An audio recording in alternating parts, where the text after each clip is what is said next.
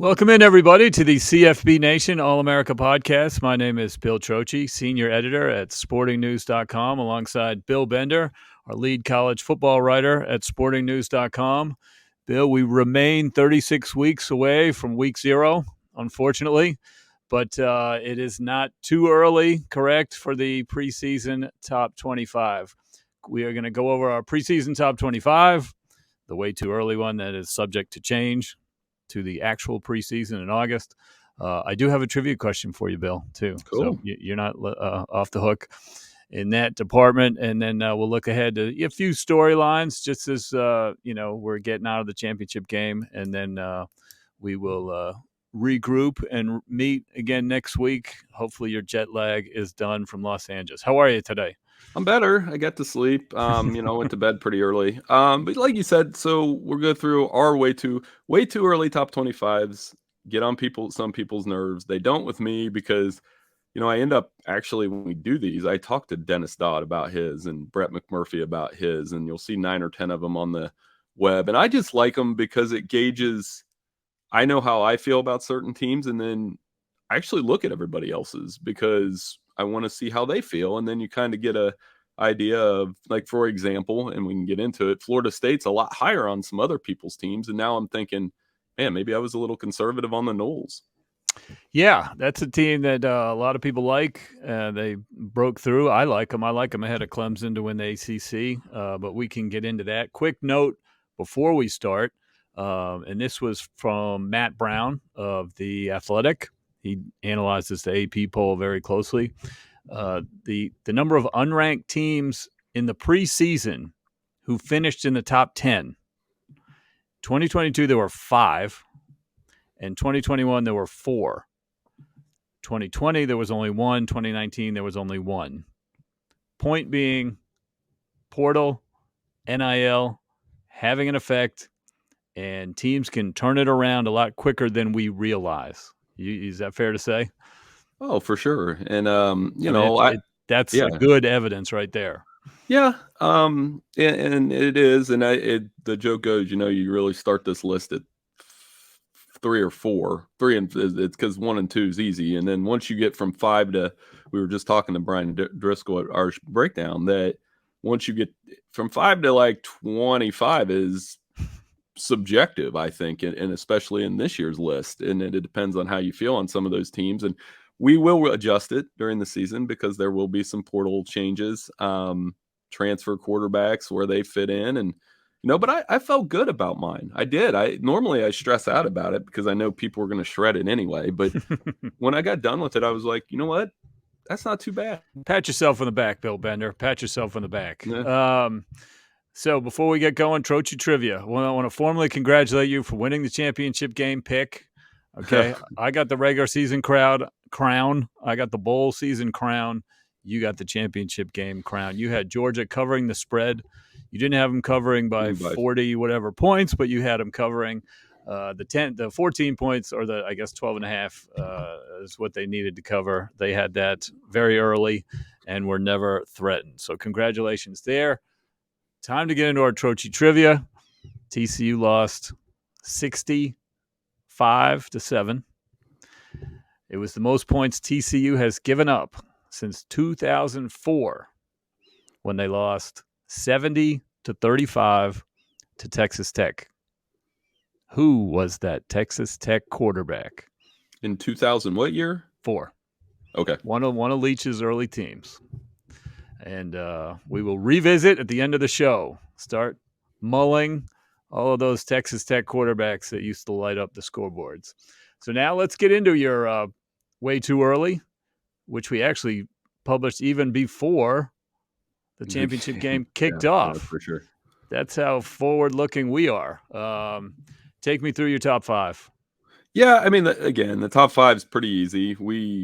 Georgia, Alabama 2, Michigan 3, Ohio State 4, though, and that's subjective. And then 5 is Tennessee. So real quick, it's Alabama and Georgia, both soft schedules, both got to figure out quarterback, right? So we'll see how that goes with one of them. But talent-wise, schedule-wise, can they get – I was talking to Chuck Dunlap with the SEC, and I asked him, they haven't had that 12-0, 12-0 game since Florida, Alabama. Maybe this is the year they do it. Ohio State, Michigan. Some might say, there were some people that thought Ohio State should be ranked ahead of Michigan in the final AP poll based on the Georgia result. Mm. And my comeback to that was, but they lost by 22 at home to that Michigan team. So, and you can't, hypothetical results are what they are. So I still have Michigan 3. I think Blake Corum coming back is huge. Still monitoring whether or not Harbaugh goes to the NFL, but I don't know that he will. And Ohio State, a quarterback battle if CJ Stroud doesn't come back. They're loaded again. And Tennessee's kind of the first, okay, we get into what does it look like with Joe Milton? Does that Heupel system keep going? They look pretty darn good in the Orange Bowl. It looked like they haven't missed a beat. So I really like their odds. Very good chance Georgia, Tennessee could be 1 versus 2 again if you look at the schedule. That's true. Very true, because I don't think Georgia's going to be challenged much before that Tennessee game, even though it's so late in the year. Going to throw a big I know you're Mr. Michigan, Ohio State. Can Penn State finish first? I think they can. I really do. They could. I mean, if Drew Allar is awesome, let's say he's great. Let's say he's the best of the 3 quarterbacks. It's possible. And they've got, a lot of talent back. They got Singleton, who wasn't used a ton as a freshman. He's going to get a lot more carries next year, I think. I don't know. Maybe Penn State finally breaks through. Any credence to that? They have to prove it, obviously. I mean, you look at their schedule, it's set up for a fast start as well. But it really comes down to October 21st when they go to Ohio State. They have not won at Ohio State since 2011. They've played them, though. They've played them, unlike some other teams. They've played them. They've played them, but in those crucial moments in some of those games where they should have beat them some of these years, when they had Saquon Barkley, they should have beat them. So it's doable. We have to see Drew Allar first, like not in a mop-up duty. We have to see him play in a big game. I just go back to the Michigan game where they just couldn't stop the run, and Michigan has those guys back. So, what's different maybe in Happy Valley? They certainly deserve to be in that conversation, but I think they're, it's on them to go out and do it. And it's kind of like what Michigan did 2 years ago. They finally went out and just did it. So Can they do it? Sure. It'd be a bold pick. Definitely a bold pick to pick them to win the Big Ten. And you've got them in the top 10. You're recognizing they're really good. Yeah. I could probably have them as high as 7, honestly. And I wouldn't feel bad about it. But they're, those 3 are the 3 that we're going to talk about. And it's going to come down to those games starting on October 21st. It'll be fun up here because it's always fun when all 3 are good. All right. So you got LSU at 6. I like that. For sure. I probably would have them over Tennessee, to be honest. But, they got a huge boost with Jaden Daniels back, Harold Perkins. I think Pat Forty might have had LSU 2 or 3. Might have been 3. I don't know. Very high, whatever it was. A little bit higher than we do. But, once you're in the top 10, you're in the top 10. But I think the future is bright in Baton Rouge for year 2 for Brian Kelly, don't you? Yeah, that Florida State game is going to be huge. Yes, it is. Because everybody seems to have both of those teams very high. And that's when I'm going to go through and do my yearly composite way too early top 25. I looking at everybody else, like I said, and the math when it comes out is always pretty close, and some guys like LSU a lot. I think Brian Kelly in year 2, that they're ahead of schedule is how I would say it. And now he'll have to deal with more expectations and those kind of things. But yeah, that bowl game was kind of a reminder that they've got a ton of talent in Baton Rouge. Yes, they have the neutral site with Florida State, and they have to go on the road to Alabama.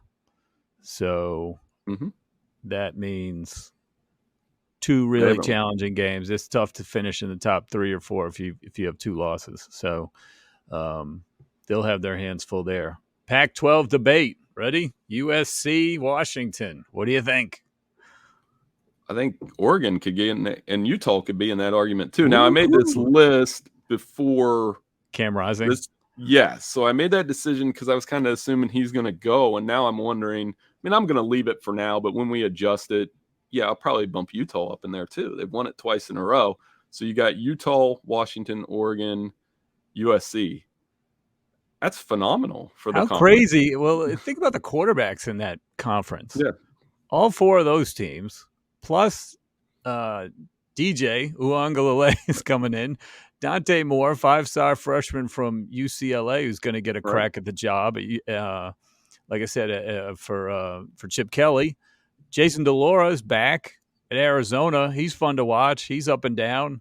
One more year of experience. Maybe he's a little less of a gunslinger. The whole conference is loaded at quarterback, top to bottom. We have Cam Ward, and we have Oregon State 16 because I like the talent around him. So yeah, DJ, quarterback, right? yeah, like they're going to be good. They played really well in the bowl game. So I mean, it won't be a surprise to me if once again the Pac-12 has this really entertaining conference where you're staying up late watching great games all year. And some people might say, well, why do you have USC? I still think with Caleb Williams, they can beat anybody. They just got to figure out the defense. I think Washington, obviously, with Penix, they've got to go to Michigan State early in the season. Can they replicate what they did? They're the team I'm watching probably the closest because they had both edge rushers come back. It just tells me whenever you have guys come back, it means you're all in.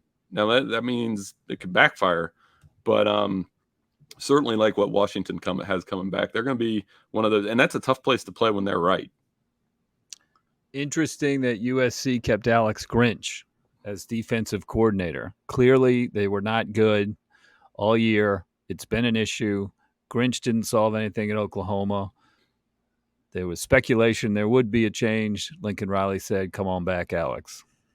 Yeah, I mean, and they've got to be better though. That's what is holding them back from being in, quite honestly, Monday night's game. I mean, if they would have gotten the playoff and you would have, let's say USC would have taken TCU's or Ohio State's spot, you wonder how they would. It would probably, like, USC could have absolutely beat Michigan with that offense. But what about the defense? And that's what's going to be was the thing with him in Oklahoma. It's the thing with him now. So very pivotal year for Alex Grinch because they have talent on that side of the ball, but they lived a little too much off turnovers and they really couldn't stop the run. All right, let's look at the Big 12. You've got TCU as the highest ranked team, and I'm scrolling down. Second team is Kansas State. Mm-hmm. Third team, Texas Tech. Absent from the top three, Texas and Oklahoma. Interesting. Take me through your thought process in the Big 12. Well, Will Howard returns for Kansas State. I mean, they'll probably could be ranked higher, honestly. I think Alabama was just a little bit of a reality check for them. Mm-hmm. TCU was tough to rank because they lose a lot. They've gotten a lot of, particularly some Alabama transfers. Sonny Dykes was talking about that down at the championship game over, I guess, for me. They were having guys visit while he was in LA and they had guys on campus, like that makes it hard to do that job. But I think they'll have enough talent back to be in the mix and they should be the favorite in the Big 12. They won it. So Kansas State, Texas Tech, very interesting teams. Texas Tech was really good in their bowl game. I don't know how much of that you watched.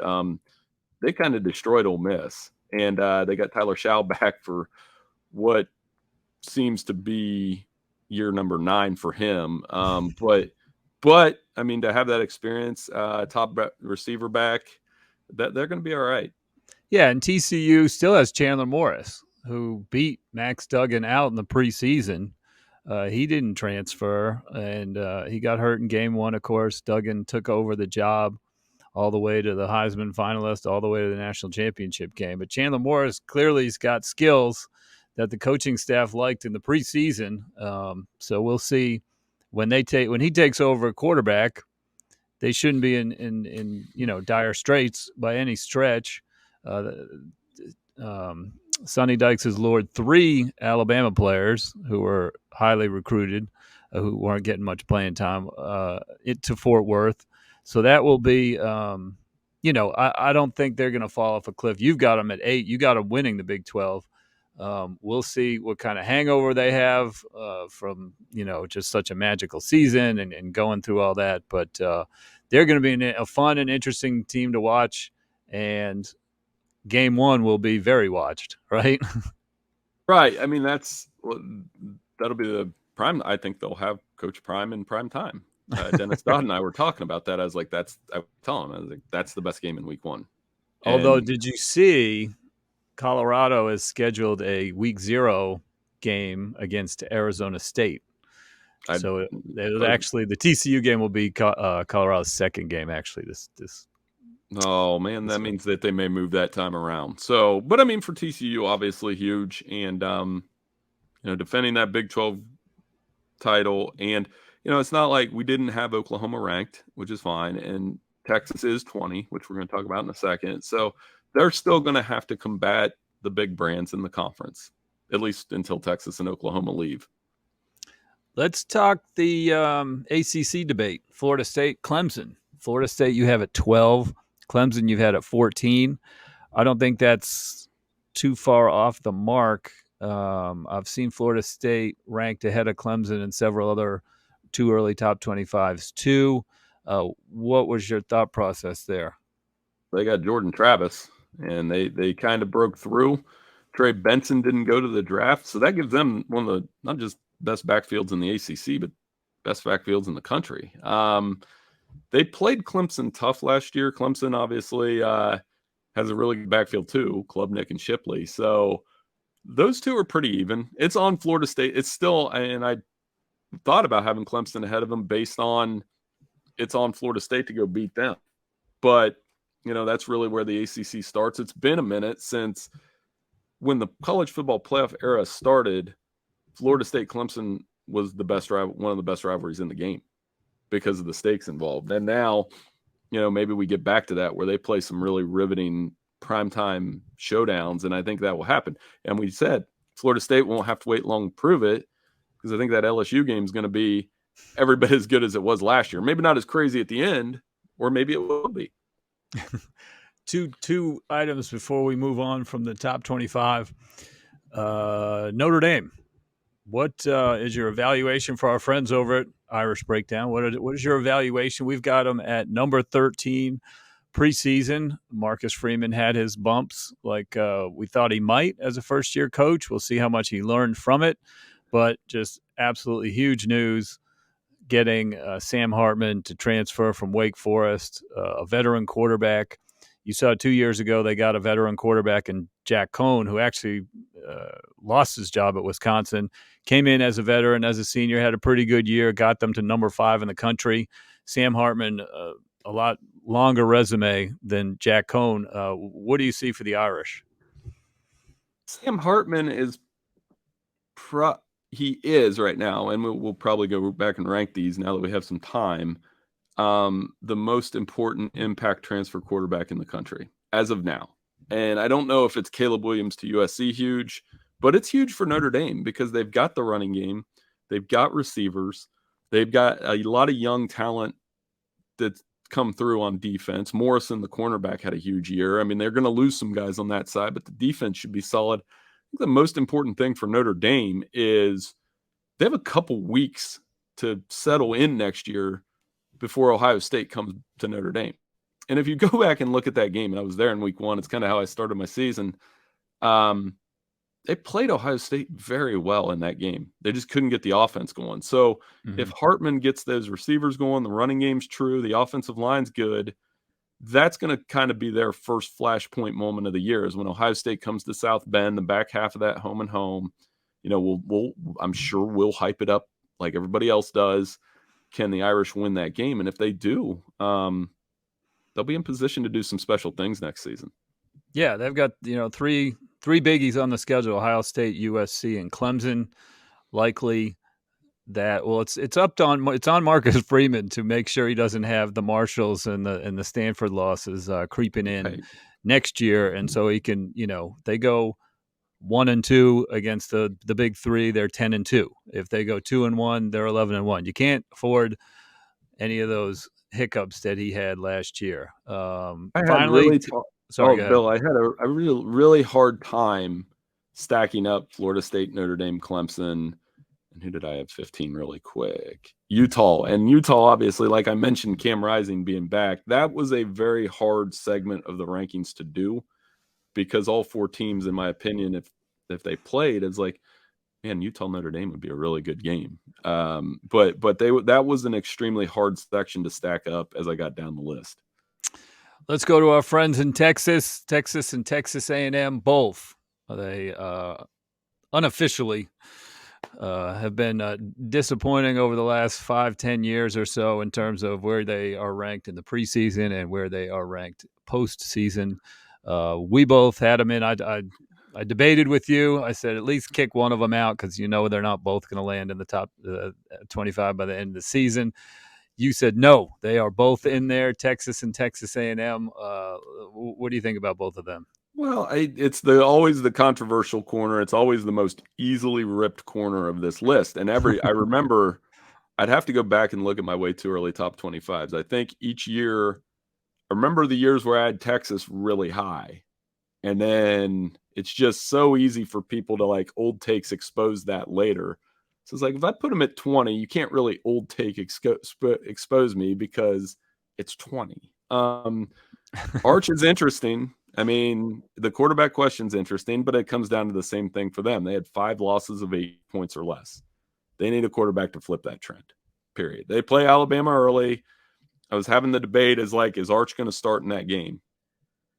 Or is it going to be Quinn? And then that's one of the big storylines for next year, right? I mean, the second Arch Manning throws a pass, I don't think people outside of the Texas bubble understand that how many, like the first incompletion by Ewers, it's going to start that they want this kid in, and the last name is just part of it. So that's a big storyline for sure. And then Texas A&M, we talked about this a little bit on our podcast last week, how Bobby Petrino kind of makes it boom or bust with the offense. I mean, Connor Wigman was really good. He's a very good quarterback. He played good in a limited sample. They've got some talent. Do they have enough talent on the defense? We've seen them play up against Alabama the last 2 years. Was Wegman the quarterback against when they lit up LSU at the end of the season? Yes. Okay. So that gave me, like, they do have road games at Miami, Tennessee, and LSU. That's tough. I mean, that's not going to be easy. So we'll see. And Jimbo and Petrino will obviously be an interesting marriage for next season in terms of philosophy, play calling. Like, again, like we were talking about Arch first snap, this one first, third and 8. Who really makes that call? And that'll be interesting to see. It will be. It will be. We always love talking about both of those programs for sure. All right, very good. Well, let's wrap it up. Do you have an answer for me? Will we revisit the Trocchi trivia question? TCU gave up 65 points in the national championship game to Georgia. Last time they gave up more than that was in 2004. They lost 70-35 to Texas Tech. My question to Bill Bender, who was Mike Leach's quarterback for Texas Tech in 2004? I think it was Sonny Cumbie. Did I get it? You got it. Do you want to know why I got it? How did you get that? That's other than being a college football savant. How did you get that? I got that because a couple things, and Matt Latofsky, I'm going to tell the story since we have a few minutes. One, Matt Latofsky and I, our fantasy sports editor at Sporting News, have long joked about Sonny Cumbie beat Aaron Rodgers in the Holiday Bowl. And for like 19 years that we always ask each other back and forth, I was like, how many times do you think he references I beat Aaron Rodgers in the Holiday Bowl when I lit them up? And then in the second one, my buddies and I, when that NCAA football game was out, we would do random tournaments. And around that time, it was probably around the time they won that game, we did a tournament one night, and one of my buddies took Texas Tech, and he was lighting us up with Sonny Cumbie, and we were like, because he still jokes about it because we may put some money down on that tournament, and you had to pick a random team, and Sonny Cumbie. So I followed his career with great interest. Now, he had a decent year first year, but I think, wasn't he TCU's offensive coordinator for a while? He has had a 15, 20-year coaching career only at Texas Tech and TCU, ironically. He bounced back and forth between those two schools until 2022 when he got a head coaching job at the FBS. Where is he right now? Louisiana Tech. Louisiana Tech. Right? You got it. I was going to say Cliff Kingsbury. So I was like, it's either Kingsbury or Sonny. That was going because to I be my hint. He's a current FBS coach. That was going to be see my hint, but you if didn't you're need it. you could have said the hint was a former NFL coach who just got fired. So, Right. but yeah, so I do know more about Sonny Cumbie than I probably should. That might make him uncomfortable if he's listening. Well done. Well done. So, anyway, all right. Well, thank you, everybody, for joining us for the way too early preseason top 25. Next week, when we join you again, it will be 35 weeks until week 0. We're counting it down, Bill. I'm excited. Thank you again for listening, everybody. And we will be back next week on the CFB Nation All America podcast.